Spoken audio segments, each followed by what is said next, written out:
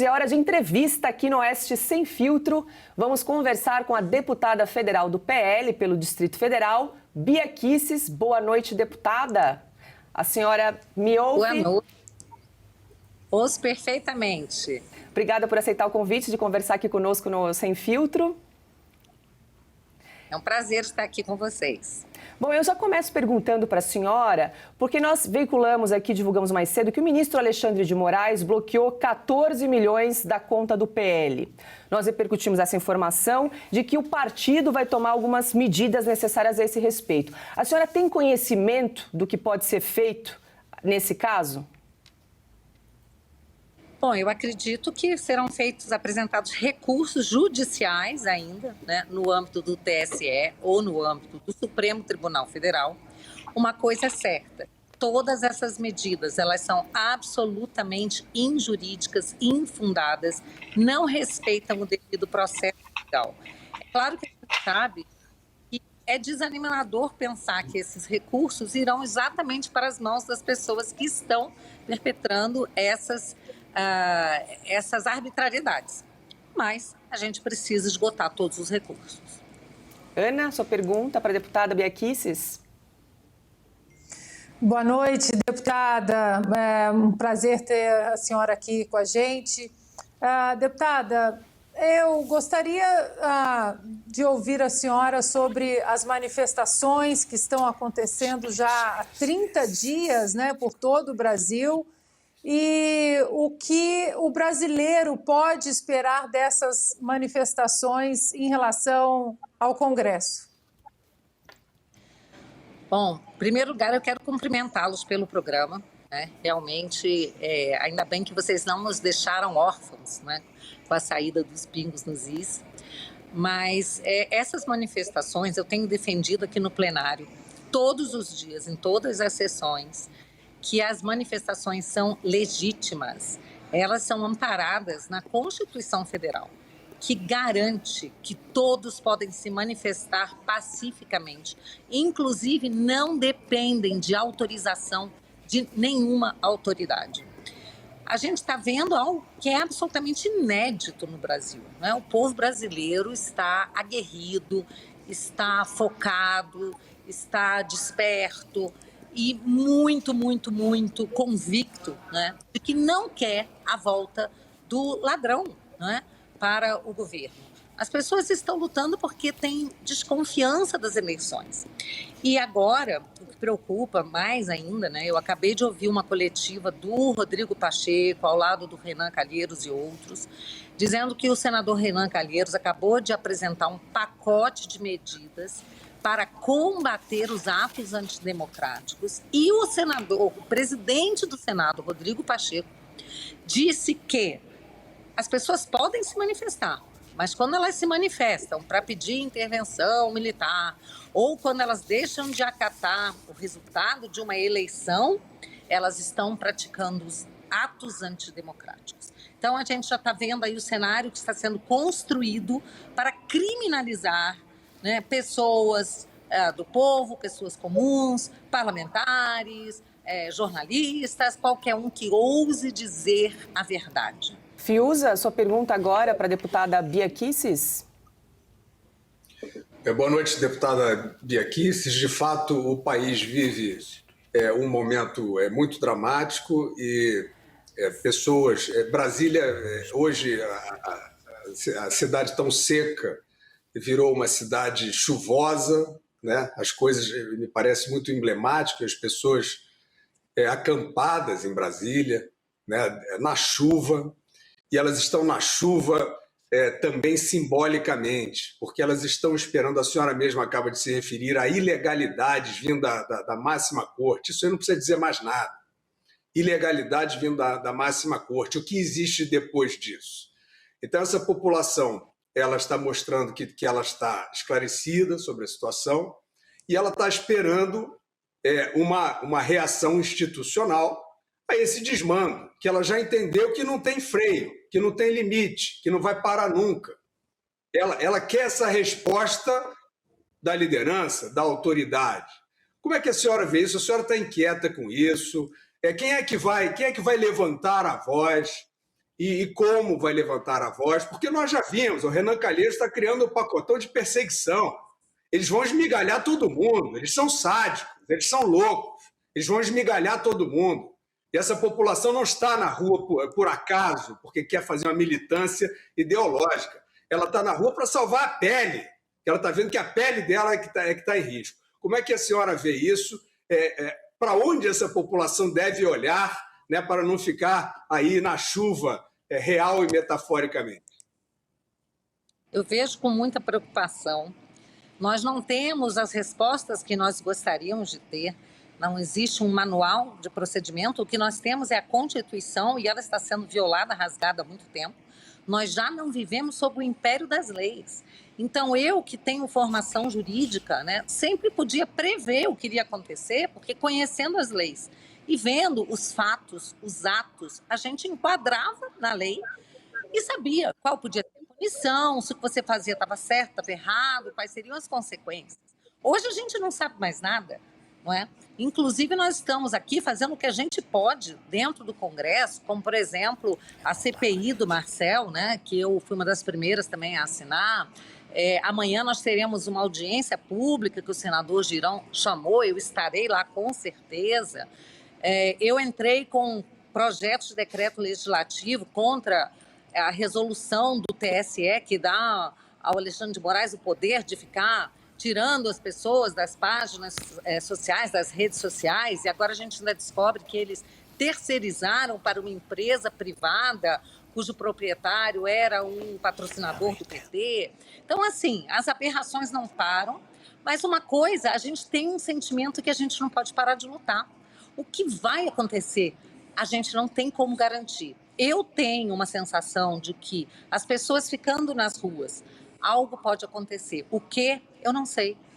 Mas nós sabemos que isso já aconteceu em outros países, no Egito, na Ucrânia, aconteceu em outros locais e o povo conseguiu se libertar. O fato é que a gente sabe que se se as pessoas forem para casa, abandonarem a luta, nós não teremos resposta alguma. Augusto, sua pergunta. Deputada, boa noite, é um prazer conversar com você. Eu queria perguntar o seguinte, ontem nós conversamos com o nosso senador eleito Jorge Seife e ele sugeriu que para que os senadores eleitos pelos democratas brasileiros cumpram as suas promessas de campanha, é preciso exigir que eles mostrem o voto na eleição do presidente do Senado, para que o Rodrigo Pacheco não consiga ser reeleito e para que assuma o posto tão importante um homem como o Rogério Marinho. O que você diz a respeito disso, Bia? Eu acho fundamental. Isso já aconteceu há 4 anos. Há 4 anos, na eleição do Alcolumbre, que disputou com o Renan Calheiros. E aí os senadores, né, se encheram de coragem e mesmo indo contra o regimento, que falava que o voto era secreto, foram mostrando. E vamos lembrar que nesse caso teve um voto a mais. E o voto no papelzinho, ao invés de 81 votos, encontraram 82. Nossa. Aí tiveram que refazer a eleição, mas ali havia como você apurar que houve uma fraude porque o voto era materializado. Os senadores podem e devem fazer isso, porque eu diria que essa é a missão mais importante do Senado. Agora, é trocar a presidência.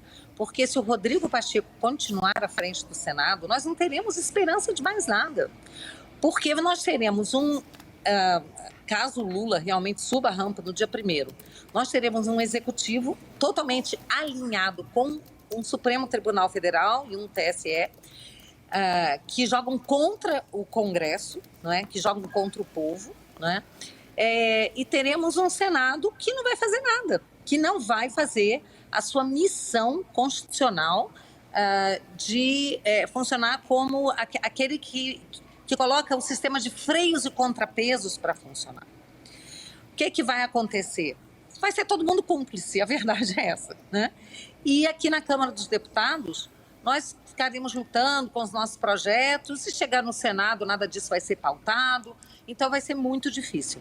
É fundamental, eu diria que a coisa mais importante é a eleição do presidente do Senado. E, nesse caso, que venha Rogério Marinho, que é um homem sério, um político, que sabe articular, sabe conversar e que não é covarde. Deputada, a senhora disse numa entrevista recente que um grupo de deputados pretendia apresentar um projeto de decreto legislativo contra aquela resolução que ampliou poderes do TSE no combate à fake news. Como é que está essa situação? Esse PDL foi apresentado, é de minha autoria, outros deputados assinaram juntos, é o PLP 373 de 2022. Nesse momento, nós estamos colhendo, buscando colher a assinatura dos líderes, porque nós precisamos de 257 assinaturas para que esse PLP possa vir diretamente para o plenário em regime de urgência. Caso contrário, terá que passar pelas comissões e isso demandará muito tempo e nós temos pressa. Então, estamos buscando essas assinaturas e assim que tivermos 257 assinaturas, porque um líder, por exemplo, do PL representa mais de 70 deputados, que são os que tem hoje. Então, se você pega a assinatura de 5, 6, 7 líderes, você consegue representar esse número de 257 deputados. Então, estamos correndo atrás disso, acreditamos que em breve conseguiremos esse número. Eu só queria que a senhora explicasse para a nossa audiência a importância desse projeto de decreto legislativo em relação a essa resolução que ampliou poderes do TSE no combate à fake news. Isso ficaria até o fim das eleições, mas parece que tem se arrastado, né, deputada? Sim, perfeitamente. O artigo 49... inciso 11 da Constituição Federal, diz que compete ao Congresso Nacional zelar pela sua competência. E mais acima, acho que é no artigo 4º ou 5º, ele diz que compete ao Congresso também, às casas, entrarem com projetos de decreto legislativo para sustar atos do Poder Executivo que extrapolem o poder normativo. Ocorre que não é só o Poder Executivo que tem atos normativos, o Judiciário também tem, o TSE também tem. E, nesse caso, uma resolução não é um julgamento de uma matéria, porque o PDL não pode suspender um julgamento, mas um ato normativo, sim.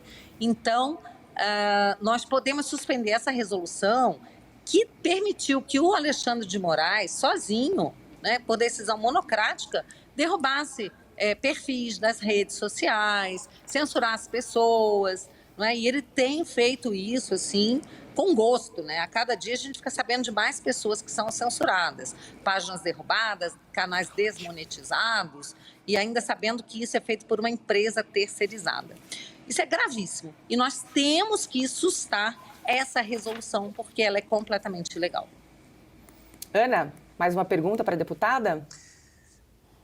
Deputada, gostaria de saber da senhora como a senhora está vendo essa insistência nessa antecipação da diplomação do Lula antes dia 19, agora estão insistindo de uma maneira até obsessiva, uma certa obsessão para que ela aconteça no dia 12.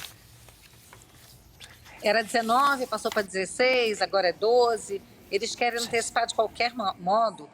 Acho que é porque eles estão temerosos que alguma coisa aconteça, Porque acho que ninguém acreditava que o povo ficaria nas ruas tanto tempo, resistindo, que o povo brasileiro tivesse tanta resiliência. É que as pessoas sabem que chegou um momento em que a gente está lutando pela nossa liberdade, pelo país que a gente quer deixar para os nossos filhos. Vamos olhar o que está acontecendo na Argentina. Lá o Alberto Fernandes já retirou, acabou com o direito à herança. O Lula tem falado também aqui que é contra a herança. Então, se a gente olha para os países vizinhos, Venezuela, Chile, Argentina, Colômbia,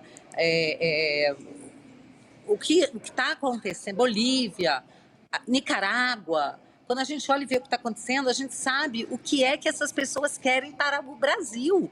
Então, as pessoas que estão na rua não estão se importando mais com o conforto, de casa. Elas querem lutar.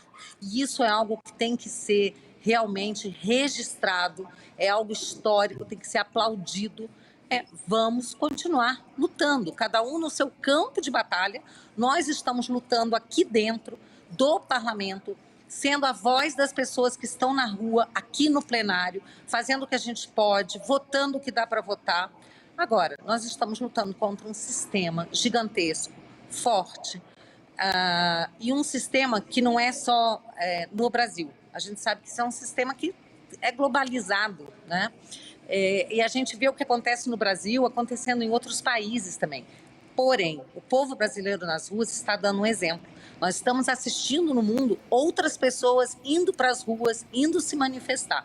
E eu tenho aqui a minha desconfiança de que é um exemplo do povo brasileiro. E conversamos aqui ao vivo no programa Oeste Sem Filtro com a deputada federal pelo Distrito Federal, Bia Kicis. Obrigada pela participação. Até uma próxima. Muito obrigada. Bom programa para vocês. Obrigada pelo trabalho corajoso que vocês também estão fazendo. Um beijo grande. Fiquem com Deus.